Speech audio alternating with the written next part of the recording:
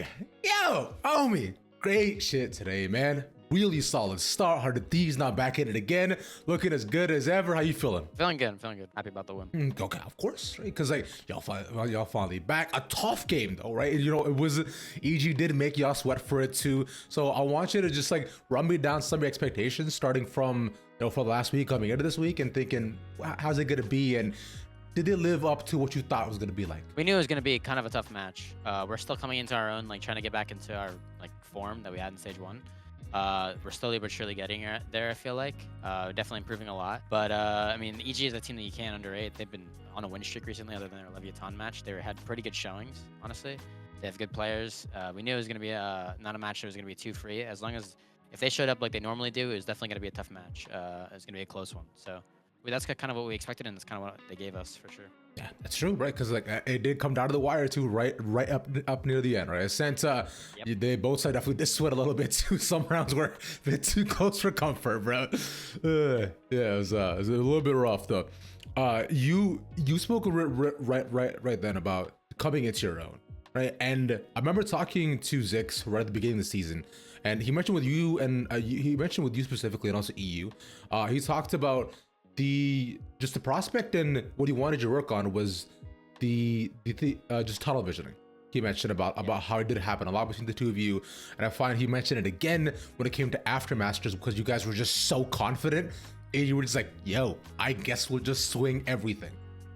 Speaking from your perspective, do you find you finally be able to expand more than just the 90 to the full 180 in the whole map, or are there still things that you're still working on going to playoffs? I mean, it's always like a constant, just we're working on it constantly. I mean, especially me. I can only speak for myself.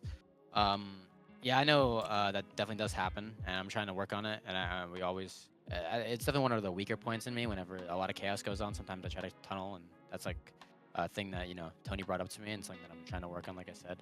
It's not something that I fix completely, but it's something that I'm definitely every day I practice. Every time I try to keep it and try to be mindful of it, and kind of work on it basically like that.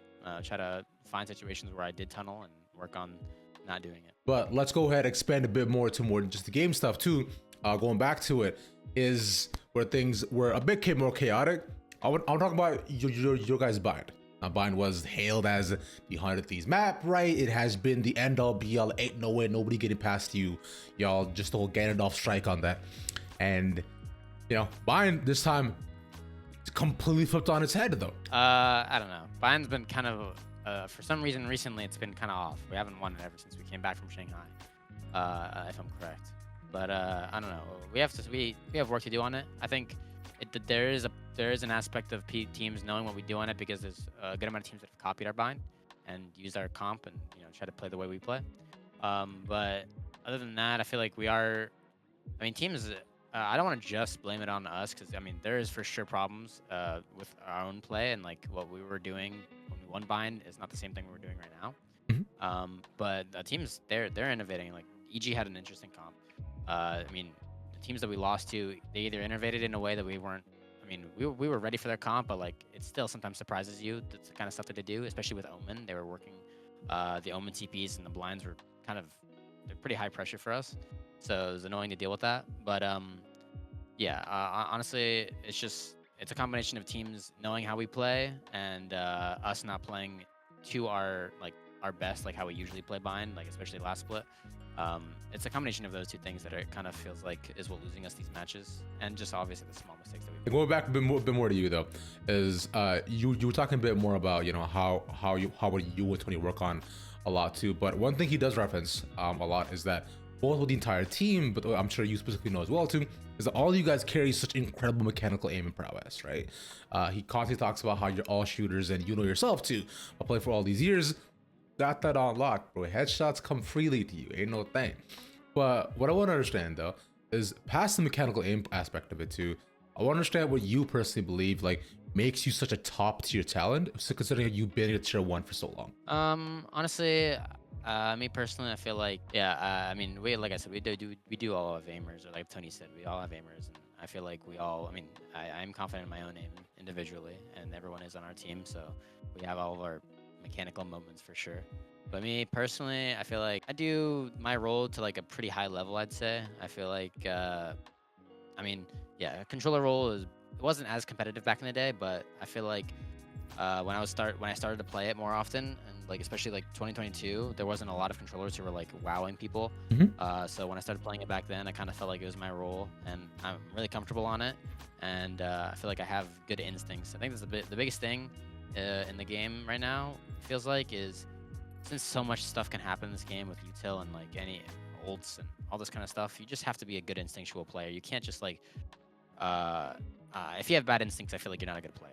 And I feel like that's what I have. I have good instincts. I feel like all my teammates have good instincts, so it works out. You did mention something though. We talked about, you know, like when you used to play way back in the day, and from what I saw, and did you really only go pro because of COVID? Obviously, how horrible COVID was, not a really great thing. But honestly, one of the positives that came out of it was me and some other players like myself weren't really known. I mean, the biggest way to get into the esports industry, I felt like before, was you have to go to LANs, you have to attend these LANs, and that's not really something that I was capable of doing. I didn't have a car.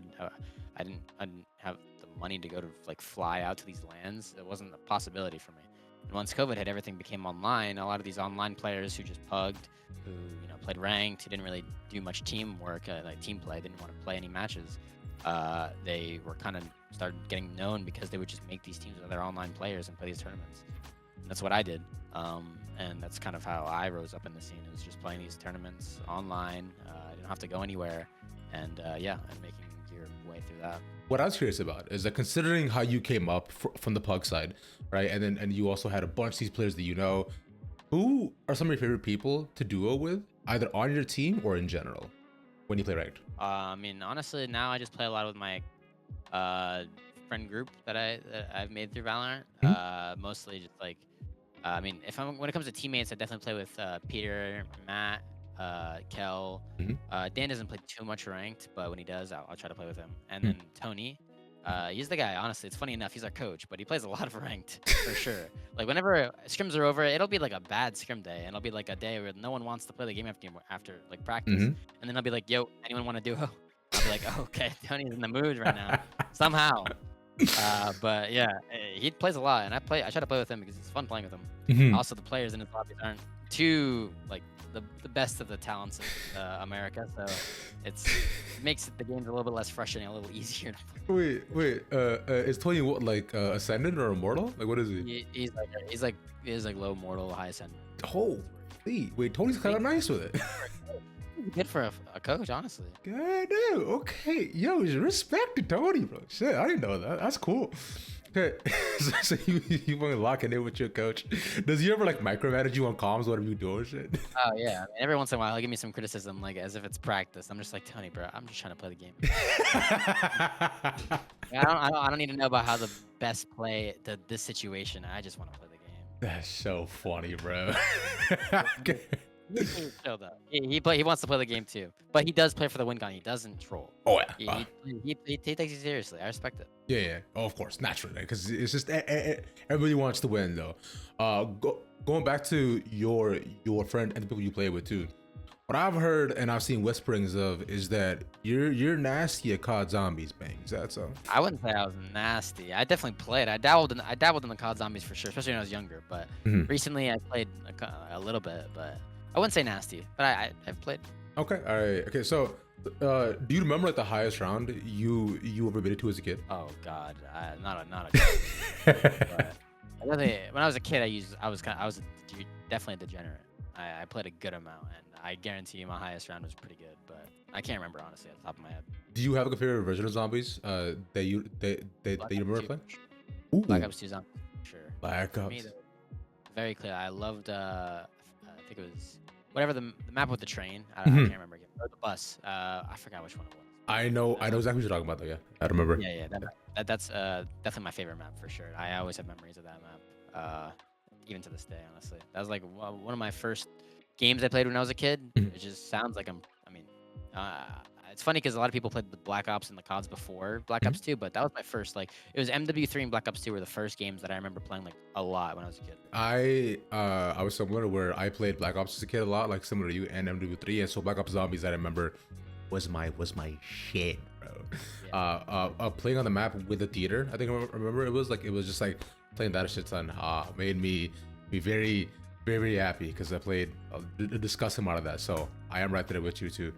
And on another like more different note, I remember, because throughout the entire time competing too, you've had a lot of games, a lot of ups and downs. I know last year was a bit tougher. So just out of curiosity, are there any games that you like kind of ring through and kind of keep you up at night where you're like, fuck, I wish that was different? For sure, there's some games where MLBR game always haunts me. Thinking about it. Yeah. We won that game, we make playoffs. Thank God we made playoffs this year, but last year, if we had just won that game and make playoffs, it's a completely different history. I mean, I'm glad it didn't end up happening because we wouldn't have the team that we had right now. Boosty would most likely not be on the team because if we won that match, EG was not able to make the playoffs and that year is over. So that match was, yeah, it meant a lot, and unfortunately we choked. But that match definitely keeps me up at night. Other than that, I mean, their phase loss when we lost the phase in Copenhagen 2022, Copenhagen qualifiers. We lost a phase and we had to play LCQ. We won LCQ thankfully, but that was a tough loss for us for sure. Honestly, we don't really worry too much about Shanghai, but definitely for me personally, those losses definitely hurt because I felt like that was one of those tournaments that we were in good. I mean, during the tournament we weren't in the best form, but we were definitely confident that we could win that for sure. And there was a lot of crap that happened that stopped us from winning. It was nothing but our faults, obviously, but I don't know. It was a mess, but honestly, those losses definitely keep me up as well because I felt like that you don't get a lot of chances in the scene or just in the esports industry. You don't get a lot of chances to prove yourself and win a tournament, especially even qualifying for an international tournament is hard. It's not easy to do, and not being able to make it and not being able to win was definitely hurt me for sure. But obviously we're just looking forward towards champs right now. But yeah, that definitely keeps me up at night. Our loss in group stages and DRX champions, or not DRX, Fnatic and champions. There's these easily already, like he said, has not been tough for you already, but man, hey man, playoffs are still around the corner, right? A couple more games to play, and then now a chance to rewrite a brand new history for the Thieves as if you haven't done that already. So a lot of time to go, champs on the horizon, and with a brand new look, man, I'm hopeful and I'm excited and I can't wait for more. Bang, I want to thank you for your time, homie. It's been a pleasure. Thank you so much, man. It's a lot of fun, bro. You take care, man, and good luck. Thank you, man. You too.